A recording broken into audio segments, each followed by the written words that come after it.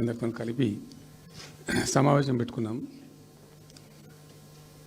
ప్రధాన కారణం, the main agenda of the meeting was Palamuru Rangareddy ఎత్తిపోతల పథకంలో ఈ రాష్ట్ర ప్రభుత్వం మరియు కేంద్ర ప్రభుత్వం కలిసి తెలంగాణకు చేస్తున్నటువంటి ద్రోహం, తెలంగాణకు తలపెట్టినటువంటి దుర్మార్గమైనటువంటి విధానం మీదనే చర్చ జరిగింది. దీని కథ ఏంటంటే చాలామందికి తెలియదు, అవగాహన కూడా ఉండదు. కొత్త తరం వాళ్ళకైతే అసలు తెలియదు. ద రీజన్ వై ఈజ్ సమైక్య ఆంధ్రప్రదేశ్లో అత్యంత దారుణమైనటువంటి వివక్షకు గురైన జిల్లా పాత మహబూబ్ నగర్ జిల్లా. చాలా చాలా దారుణానికి. రీజన్ ఏంటంటే వనరులు లేక కాదు, వసతులు లేక కాదు. కృష్ణానది ప్రవేశిస్తదే మహబూబ్ నగర్ జిల్లాలో. సరే, ఇప్పుడున్న తెలంగాణ, అప్పుడు ఉన్న ఆంధ్రప్రదేశ్ మొత్తం చూస్తే కూడా 300 and above కిలోమీటర్స్ కృష్ణానది పారుతుంది కూడా మహబూబ్ నగర్ జిల్లాలో. 308 కిలోమీటర్లు పారుతుంది, 308 కిలోమీటర్స్ పారుతుంది. ఇది రెండు రాష్ట్రాలు కలిపి లెక్క చూస్తే కూడా. అయినా కూడా 50 ఏళ్ళు అప్పటికి 50 ఏళ్ళు పరిపాలించినటువంటి కాంగ్రెస్ పార్టీ కానీ, ఆ తదనంతరం సుమారు దగ్గర ఒక 20 ఏళ్ళు పరిపాలించిన తెలుగుదేశం పార్టీ కానీ, పాలమూరుకు చాలా దారుణమైనటువంటి తిరిగి కోలుకోలేనటువంటి దెబ్బ కొట్టిన పార్టీలు ఈ రెండు పార్టీల ప్రభుత్వాలు. ఇది లోకమందరికి తెలుసు. ఆ జిల్లా యాక్చువల్లీ అప్పర్ కృష్ణా ప్రాజెక్టు, భీమా ప్రాజెక్టు, తుంగభద్ర ఎడమ కాలువ ప్రాజెక్టు, దాని ద్వారా ఆనాటికి అన్ని ఫైల్స్ ఉన్నాయి, రికార్డ్స్ ఉన్నాయి, ఏదో ఒకటి స్టోరీ కాదు. 174 టీఎంసీ నీళ్ళు పాలమూరు రంగారెడ్డి జిల్లాకు రావాల్సి ఉండే. పాలమూరు జిల్లాకు ఆనాటి ప్రతిపాదిత ప్రాజెక్టుల ప్రకారం రావాల్సి ఉండే. ఆంధ్రప్రదేశే ఏర్పాటే తెలంగాణ పాలిట పెను శాపం. కొంతమందికి నచ్చదు, కానీ పెను శాపంగా పరిణమించింది ఆంధ్రప్రదేశ్ రాష్ట్ర ఏర్పాటు. మొత్తం తెలంగాణకు, అందులో మోర్ స్పెసిఫికల్లీ మహబూబ్ నగర్ జిల్లాకు జరిగినటువంటి తీవ్రమైనటువంటి అన్యాయం. ఎస్ఆర్సి యాక్ట్ అంటే స్టేట్ రీఆర్గనైజేషన్ యాక్టు స్పష్టంగా చెప్తుంది, ప్రతిపాదించబడి ఆల్రెడీ శాంక్షన్ అయ్యి జరుగుతుండే ప్రాజెక్టులు, కంటెంప్లేట్ చేసి ఉన్న ప్రాజెక్టులు, వాటిని మార్చకూడదు, అవి కొనసాగించాలి. ఆ చట్టం ఉండగా కూడా వాటి అన్నిటిని కాదని వీటిని మొత్తం అబాండన్ చేసి పడేసిండ్రు. అట్లా చాలా చేసినారు. అక్కడ గోదావరి మీద చూసుకుంటే దేవునూరు ప్రాజెక్టు కావచ్చు, ఇచ్చంపల్లి కావచ్చు, రకరకాల ప్రాజెక్టులను అబాండన్ చేసినారు. అందులో అతి తీవ్రమైనటువంటి అన్యాయం మహబూబ్ నగర్ జరిగింది. ఇలా మహబూబ్ నగర్కి ఇచ్చే పాలమూరు ఎత్తిపోతలో మరొకటి కొత్త స్కీమ్ కాదు. గతంలోనే 174 టీఎంసీలకు ప్రాజెక్టులు రూపకల్పన జరిగి అంత అయింది. అయితే మేము చాలా వాదించినాం. మధ్యలో బ్రిజేష్ కుమార్ ట్రిబ్యునల్ వస్తే కూడా అక్కడ పోయి ఆ ట్రిబ్యునల్ని కలిసి చాలా ప్రయత్నాలు చేసినాం.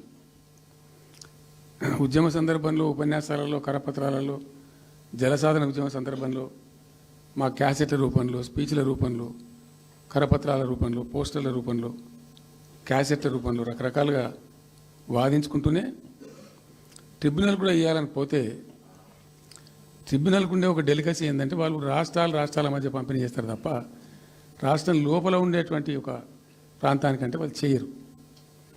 మీకు రాష్ట్ర హోదా లేదండి, మీరు ప్రాంతము, మీరు రాష్ట్రంతో కొట్లాడుతున్నారు, అది వేరే సంగతి. కానీ మేము స్వీకరించలేము, తీసుకోలేము చట్ట ప్రకారం అని చెప్పి వాళ్ళు నిరాకరించారు. సరే, ఆ తదనంతరం ఉద్యమం జరిగింది, మీ అందరికీ తెలుసు. ఇక్కడ ఇంకొకటి కూడా తప్పకుండా చెప్పాలి. బచావత్ ట్రిబ్యునల్ ఏర్పాటైనప్పుడు అతను పంపకాలు చేస్తూ బచావత్ ట్రిబ్యునల్లో స్పష్టంగా రికార్డెడ్ ఇప్పుడు ఉంది. బచావత్ ట్రిబ్యునల్లో స్పష్టంగా పొందుపరచబడి ఉంది. ఇప్పుడు బచావత్ గారు ఖుద్దు రిటైర్డ్ సుప్రీంకోర్టు జడ్జి, ఆయన స్వయంగా ఏమన్నాడంటే, ఈ ప్రాంతం నిజంగా చాలా నిరాదరణకు గురైంది, ఇంకా అవుతూ ఉన్నది. ఆ రోజు విపత్కర పరిస్థితి, దుర్భరమైన పరిస్థితి ఏంటంటే, పాలమూరు గురించి గంటెడు నీళ్ళు అడిగిన వాళ్ళు లేడేవాడు. ఇంత కేటాయించండి, ఈ కరువు జిల్లా ఉంది అని అడిగేవాడే లేడు. ఆనాటి సమైక్య ప్రభుత్వం చేసిన ద్రోహం. బచావత్ ఏం చేసిండు, మాకు చూడబుద్ధి అయితే లేదు, ఇది మా అంతల మేమే సూమోటో ఈ సమైక్య ప్రభుత్వం ప్రతిపాదించకపోయినా ఒక 17 TMC జూరాల ప్రాజెక్టు మంజూరు చేస్తున్నాము.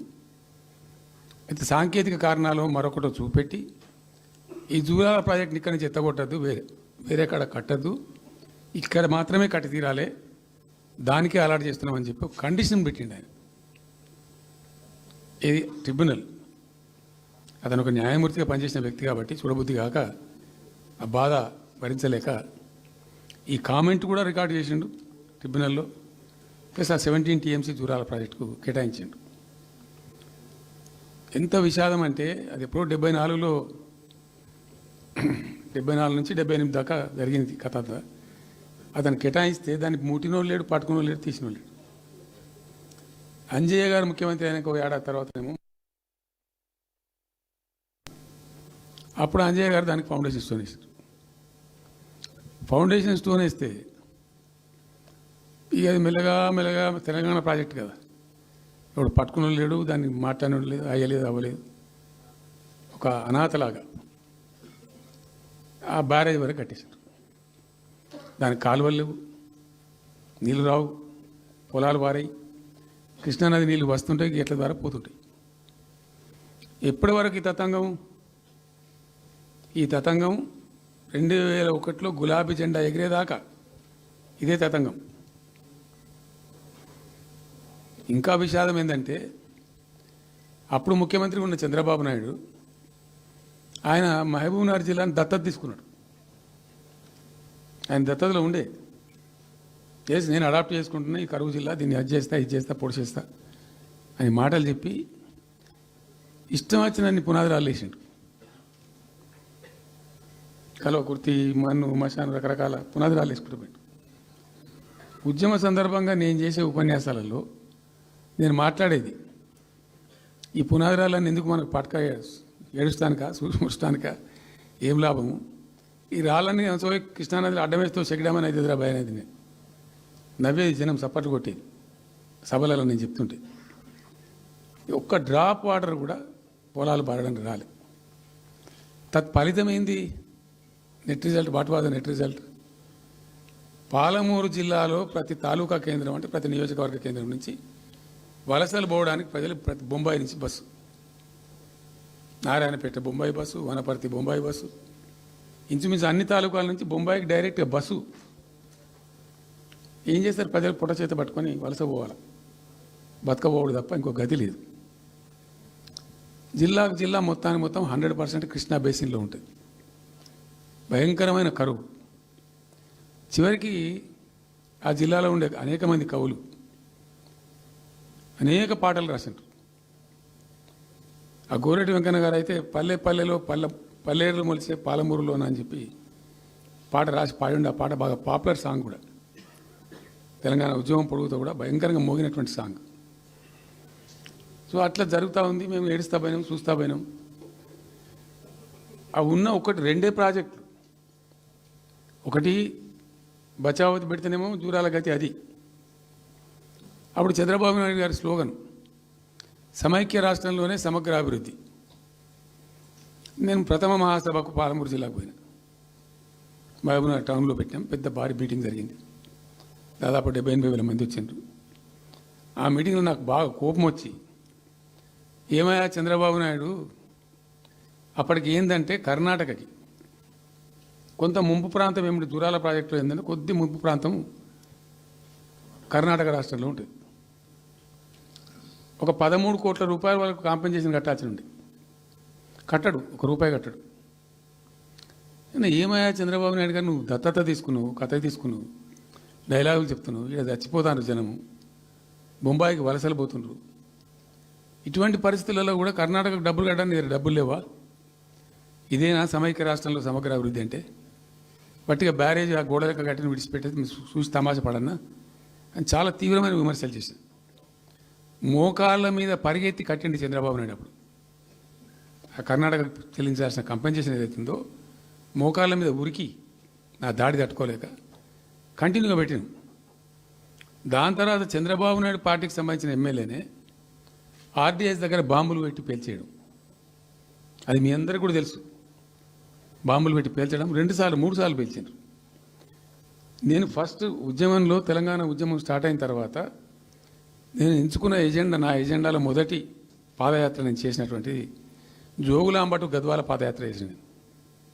ఈ అన్యాయం సంగతి ఏంది అని దాన్ని ప్రజలలో ఎండగట్టాలని చెప్పి, గవర్నమెంట్ కూడా ఒత్తిడి తేవాలని చెప్పి, ఎందుకు తెలంగాణ ఉద్యమం చేస్తున్నామని లోకానికి తెలియాలని చెప్పి నేను జోగులాంబ టు గద్వాల పాదయాత్ర చేసిన.